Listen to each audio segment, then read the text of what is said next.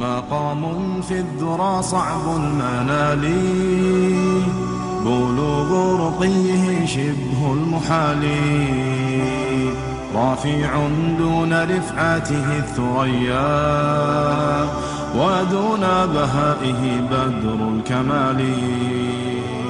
مقام في الذرى صعب المنال، بلوغ رقيه شبه المحال، رفيع دون رفعته الثريا، ودون بهائه بدر الكمال. له آل النبي الغر نالوا، فآل المصطفى أكرم بآله، ميامين عمالقة عظام، بدين محمد بالغ المعالي.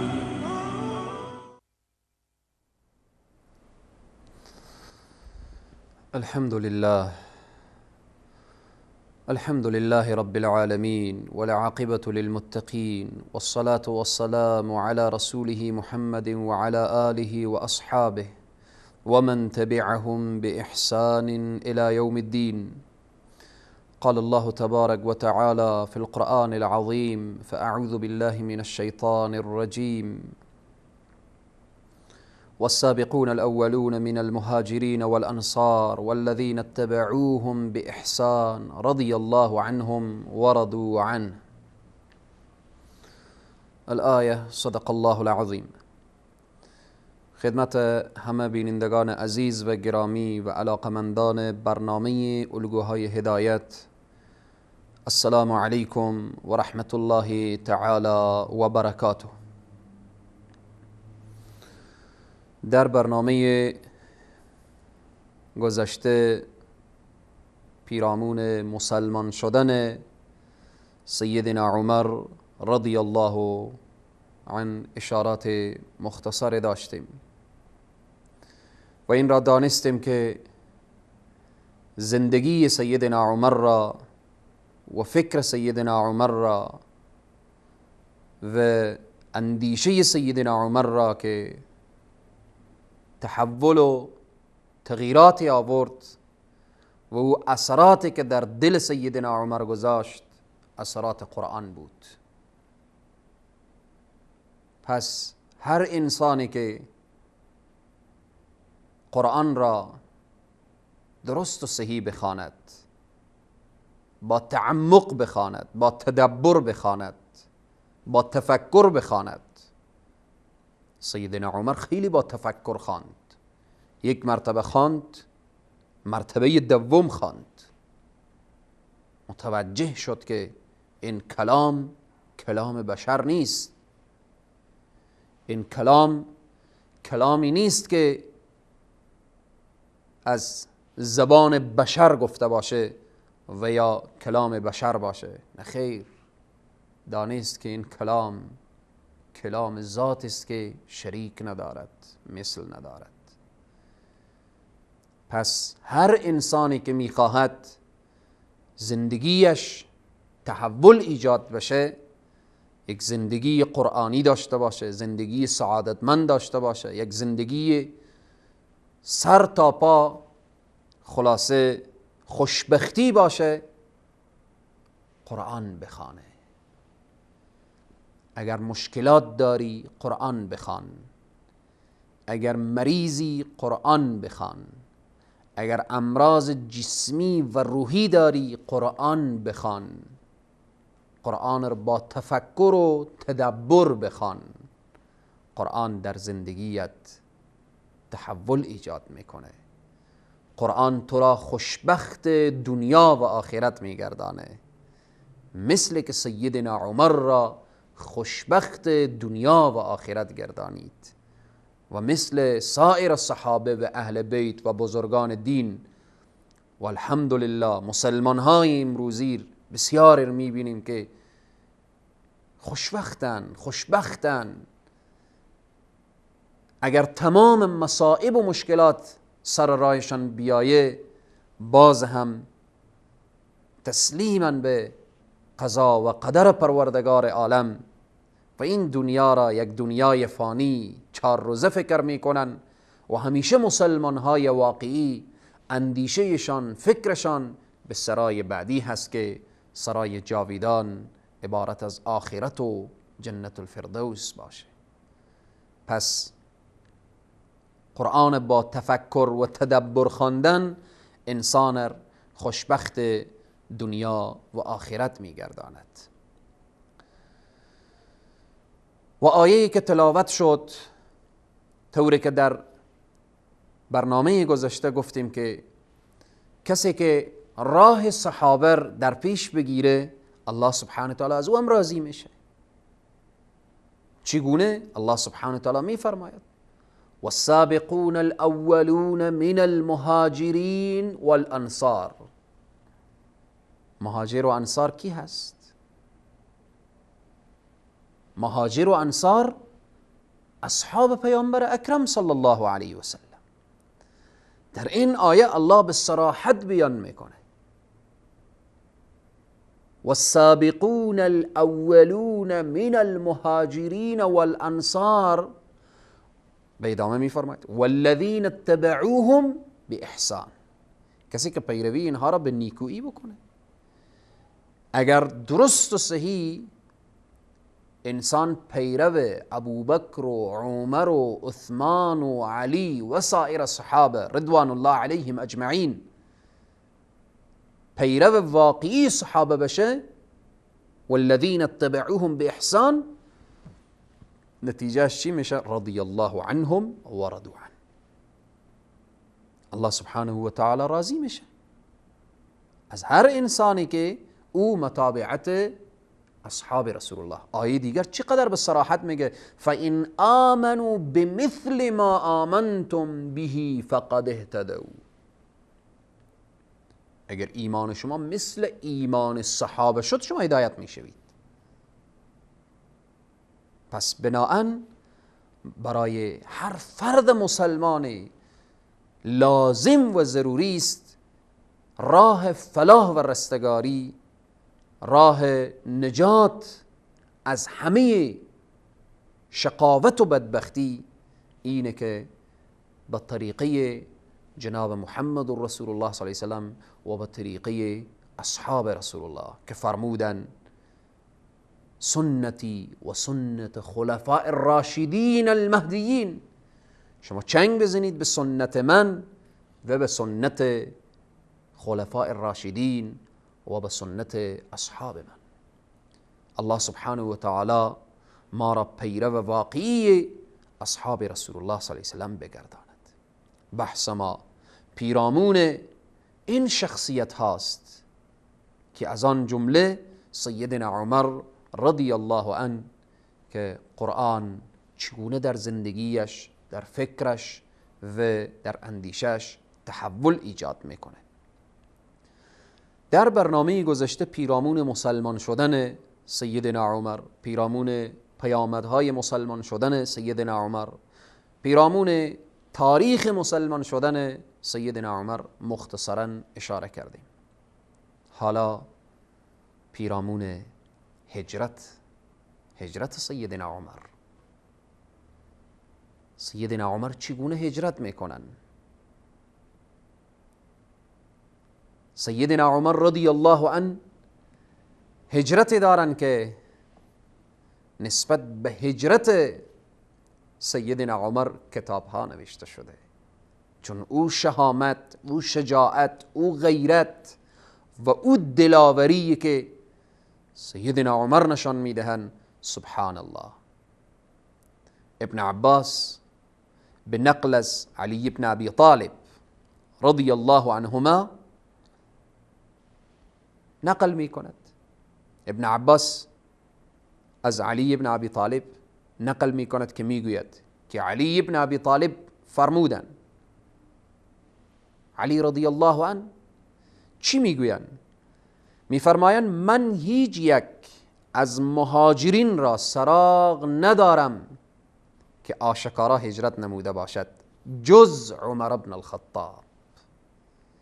حضرت علی شجاعت و غیرت سیدنا عمر را بیان میکنن رضی الله عنهم. الله سبحانه و تعالی از همه ایشان راضی است و راضی باشد. میفرمایند که عمر شمشیر را برداشت، شمشیر را برمیدارن و بعدا نیزر با تعدادی از تیرها همراه خود برمیدارن، وارد مسجد الحرام میشوند. وقتی که سیدنا عمر رضی الله عنه میاین به طرف مسجد الحرام، اول طواف میکنن. عمر اول طواف میکنن و بعدا سیدنا عمر نماز میخوانند. سپس رو به قریشیانی که جمع بودن در آنجا چنین میگویند. حضرت عمر چی میگوید؟ استاده میشود. جملات سیدنا عمر چنین هست که میفرمایند چهرهایتان سیاه باد، خداوند بینی هایتان را به خاک بمالد. سبحان الله. قریشیانی که چقدر زور داشتن، قوت داشتن، سرمایه داشتن، حاکم مکه بودن. سیدنا عمر استاده می شود چنین میگوید و بعد میفرمایند من فلان وقت در پشت این وادی منتظر شما هستم. همه نگاه میکنن، همه تعجب میکنن و بعد سیدنا عمر میفرمایند هر انسانی که میخواهد مادرش به داغش بنشیند، هر انسانی که میخواهد همسرش بیوه شود و هر انسانی که میخواهد فرزندانش یتیم شود، بیاید در فلان منطقه، در فلان وادی در مقابل من بیستد. من میخواهم هجرت کنم، میروم طرف مدینه منوره. هجرت سیدنا عمر قبل از هجرت رسول معظم اسلام صلی الله علیه و سلم هست. سیدنا عمر روان میشوند و به همراه سیدنا عمر که 20 نفر از اقارب سیدنا عمر هست، از قبیله سیدنا عمر هست، از قوم سیدنا عمر هست، همراه سیدنا عمر که حضرت عمر اینها را هم همراه خود راهنمایی میکنن و همراه خود دارن رو به طرف هجرت و رو به طرف مدینه منوره. حضرت عمر رضی الله عنه میگویند وقتی که قصد هجرت را کردم، عیاش ابن ابی ربیعه و هشام ابن عاص ابن وائل اینها هم قصد هجرت نمودن با من. اینها از دیگه قبیله بودن. حضرت عمر میگوید من برای اینها وقت گذاشتم که در فلان جا، در فلان ساعت و فلان روز در فلان منطقه همدیگر را میبینیم. اگر فردا صبح همدیگر را در آنجا ندیدیم، پس وضعیت شده که از هجرت باز مانده هست هر کس که نیامده. در آن وقت آن دویی که آمدن راهی هجرت شوند و انتظار فرد ثالث نیستند. به این بود که سیدنا عمر رضی الله عنه با عیاش آمدن و منتظر هشام استادن و او را کفار دستگیر کرده بودن و مانع هجرتش شدن و حضرت عمر دانستن که او از هجرت مانده و سیدنا عمر با عیاش راهی هجرت شدن و راهی مدینه منوره شدن تا اینکه رسیدن در منطقه قبا. در منطقه قبا چی حالت رخ داد و چی کسی به تعقیبشان بود، انشاءالله بعد از یک میان برنامه بیان می شود. با ما باشید.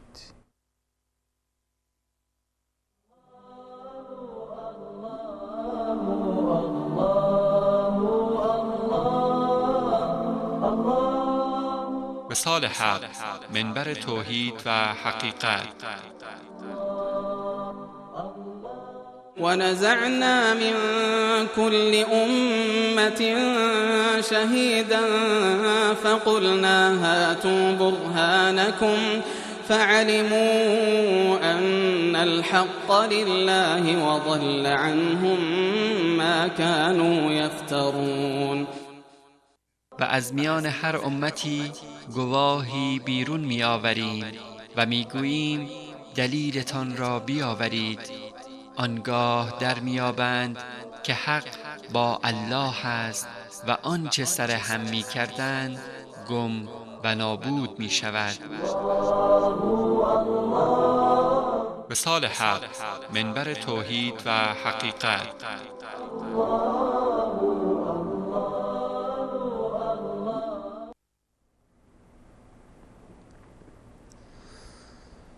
مجددا خدمت همه بینندگان عزیز و گرامی، السلام علیکم و رحمت الله تعالی و برکاته. قبل از میان برنامه پیرامون هجرت سیدنا عمر رضی الله عنه اشاره کردیم. سیدنا عمر رضی الله عنه علنا هجرت میکنن، طوری که اشاره شد که عیاش ابن ابی ربیعه و هشام ابن عاص ابن وائل اینها هم نظر به وعده‌ای که گذاشته بودن با سیدنا عمر هجرت میکنن و هشام ابن عاص دستگیر مشرکین می شود و او را اجازه نمی دهند و عیاش با سیدنا عمر هجرت می کند. وقتی که در منطقه قبا می رسند نزدیک مدینه منوره، ابو جهل اینها را تعقیب می کند. وقتی که نزدیک می شود، ابو جهل برای عیاش ابن ابی ربیعه می گوید که ای عیاش، مادرت نذر کرده، قسم خورده که اگر عیاش بر نگردد من دیگر سرشانه نمی کنم. اگر عیاش بر نگرده من از مقابل آفتاب بر نمی خیزم و اگر عیاش بر نگرده من غذا نمی خورم. عیاش ابن ابی ربیعه تصمیم گرفت به اینکه همراه ابو جهل برگرده و او نظر مادر خیش را و یا قسمش را و بالاخره بشکنه تا اینکه او از او آفتاب و از او حالت نجات پیدا کنه. وقتی تصمیم گرفت عیاش که برگرده، سیدنا عمر دست عیاش را میگیرد. کجا میروی؟ نمیشناسی ابو جهل را؟ نمیشناسی این دشمن خدا را؟ نمیشناسی این کسی که مسلمانها را در مکه با او اخگرهای سوزان میسوزاند و داغ میکند و شکنجه میکند؟ ابو جهل گفت که من دیگر قصد ندارم، پیام مادرت را برایت آوردم، چگونه میخوای مادرتو در چنین حالت بمیرد و از دنیا برود؟ عیاش گفت که ای عمر، من میروم، مال و سرمایه و ثروت دارم در مکه، بعدن اونها را گرفته برمیگردم. سیدنا عمر رضی الله عنه میگه ای عیاش، نرو که اینها ظالم هستن و اینها تو را عذاب و شکنجه میکنن. ابو جهل خلاصه با او مکر و حیله‌ای که داشت عیاش را وادار میکند و عیاش میگوید من میروم، ابو جهل به من کار ندارد. عمر رضی الله عنه به سرحدی میرسد که برای عیاش میگوید که ای عیاش، نصف مال من سرمایه زیاد دارم در مکه، نصف مال خود را برایت میدهم، نرو. این همه پافشاری عمر رضی الله عنه نسبت به عیاش سودی نمی بخشد و عیاش ابن ابی ربیعه قصد رفتن به طرف مکه مکرمه را می نماید.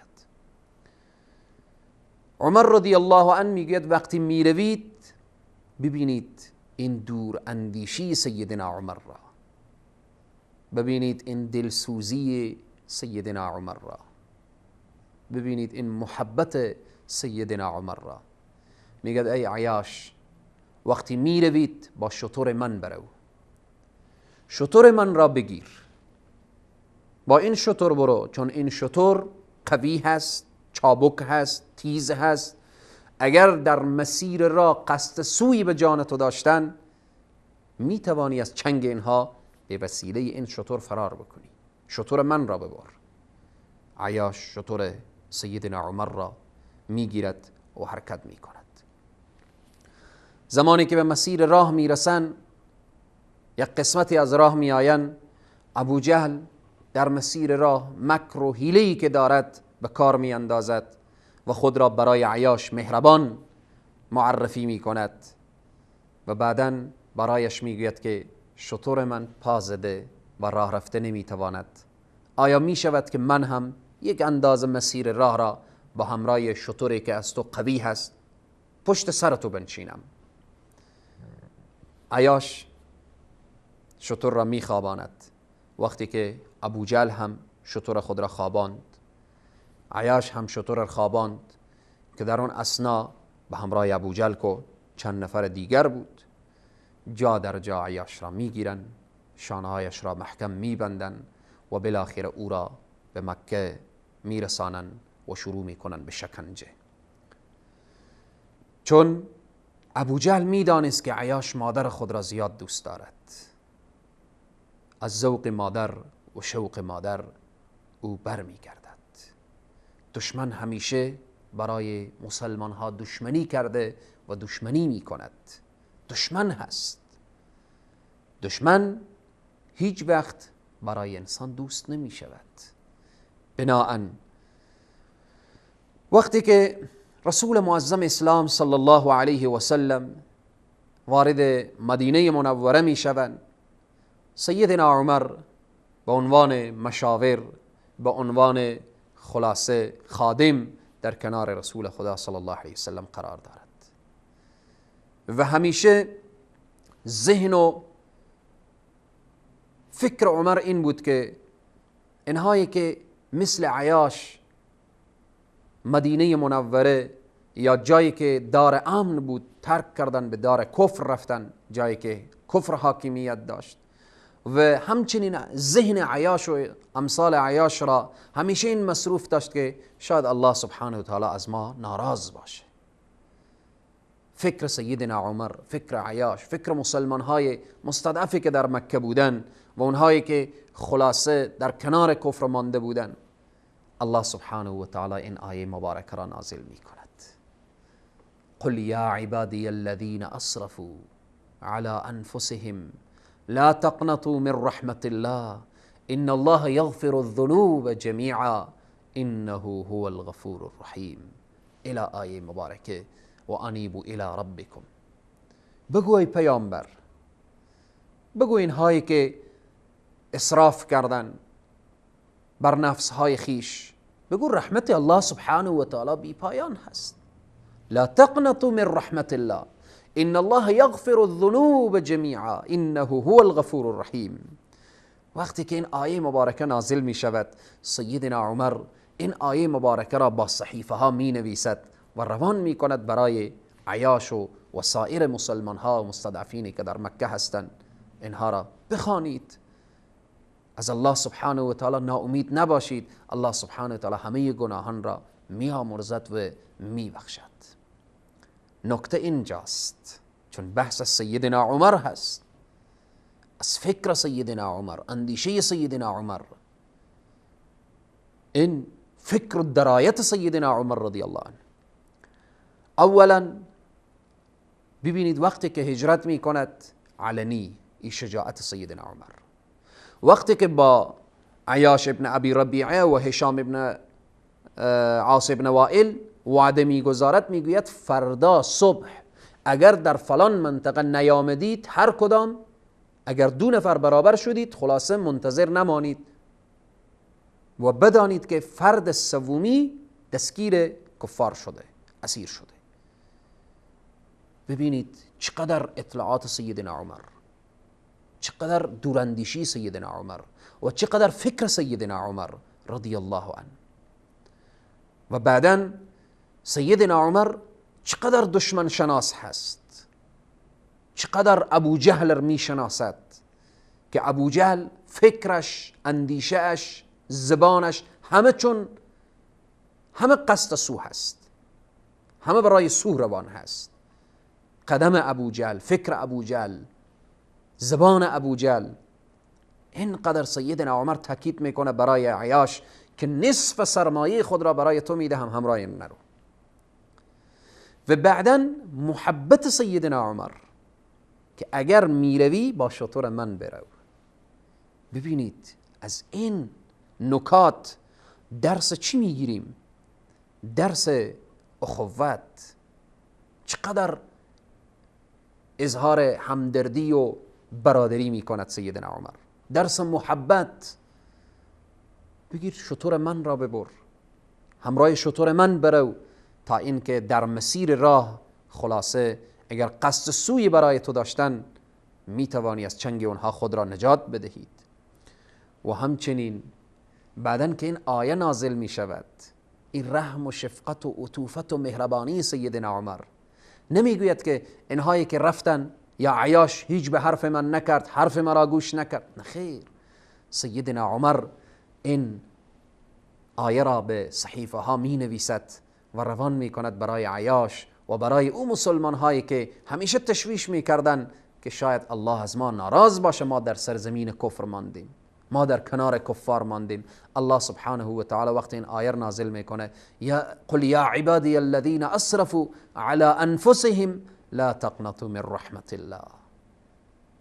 سیدنا عمر خلاصه با او ذوق و با او شوق و با او محبت باز هم نامه روان میکنه. پس واقعا عمر بود. عمر کسی بود که الله سبحانه و تعالی موافق قولش، به تایید قولش آیه نازل می کند.